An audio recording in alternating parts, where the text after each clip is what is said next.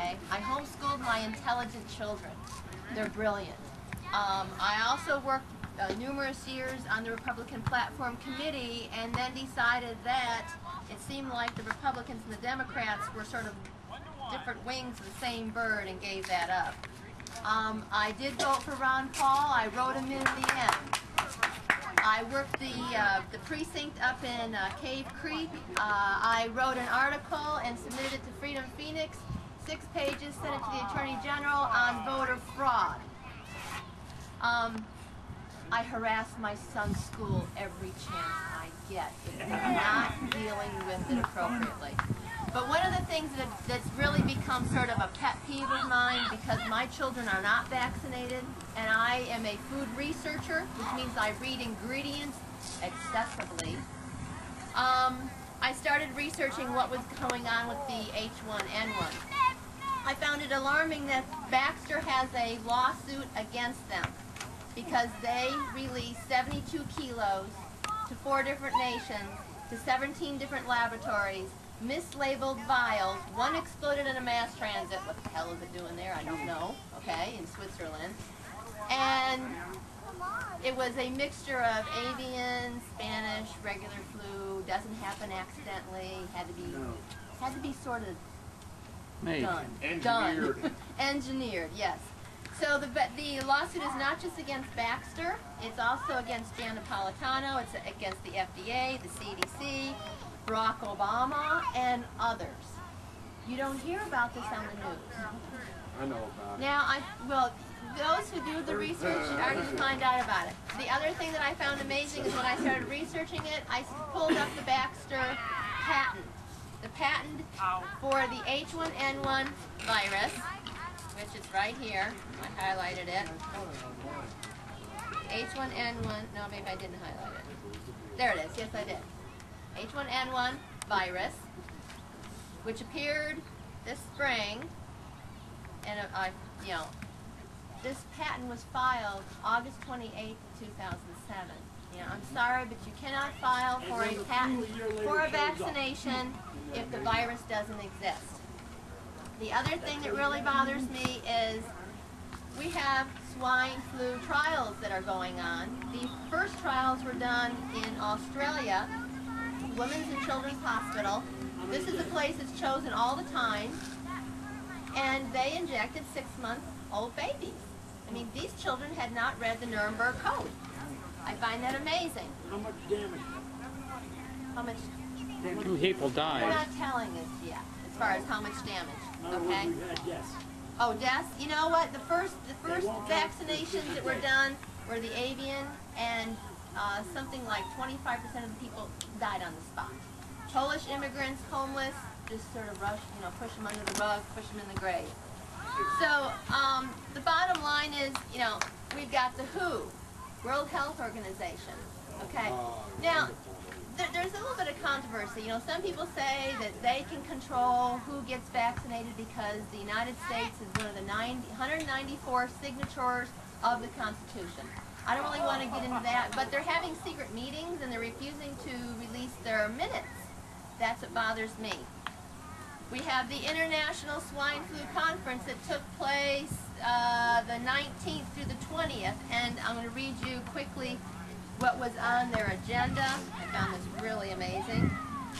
Let's see, conduct final disposition of bodies, manage the morgues, activity for,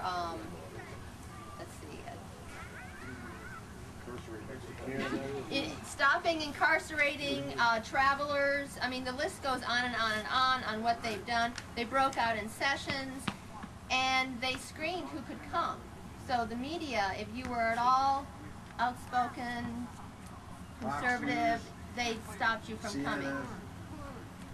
We also have the fact that the health secretary has now, with a swish of the pen, all vaccination companies and anyone who participates in vaccinations, whether it be your doctor, whether it be your nurse, whether it be the vaccinations that are going to be done at the school. My son's school's been chosen. They are exempt from any legal Action. Accountability. Okay. On the CDC website, they said that's tort reform. they said that the CDC said they choose other viruses to put in vaccinations based on what they think the next pandemic might be. We're not told this. We're never told this. I called the CDC, the FDA, Arizona Health, and said, could I buy one injection of the H1N1 and we'll seal it up right while I'm there. I'll pay for it. And let me send it to a laboratory. I'll pay for that. And I want to know if it's going to harm me. No, but they can inject me. But they won't let me take one injection.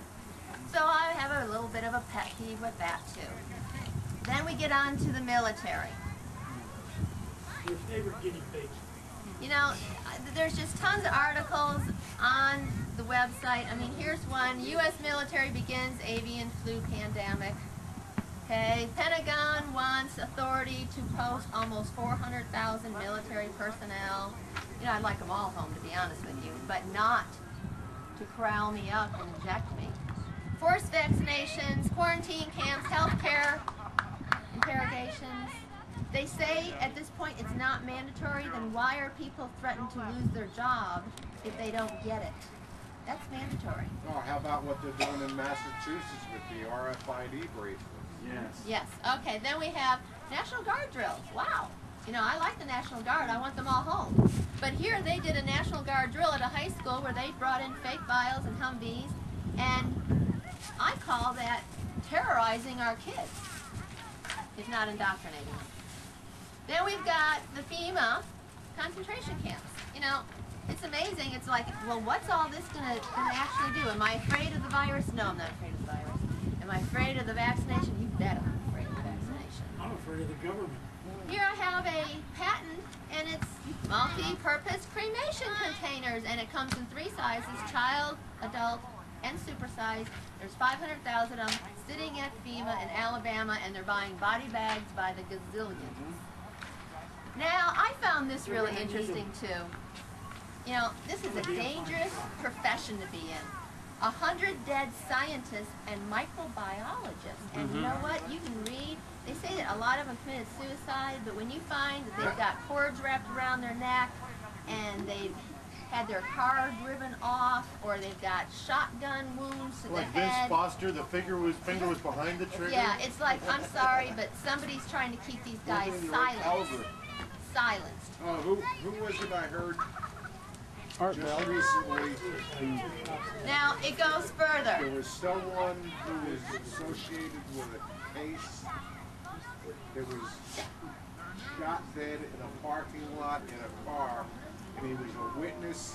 He was a lieutenant and an investigator investigating. I can't remember what the case There's is. always a reason. But it was just on the internet 2 days ago. Oh, he was one of the banker investment advisors. Yeah, I forget, Lieberman or something? No. This guy was a lieutenant and was involved in the investigation of something that's been in the news, and he was conveniently found dead before he had to testify. In his car in a parking lot outside a church.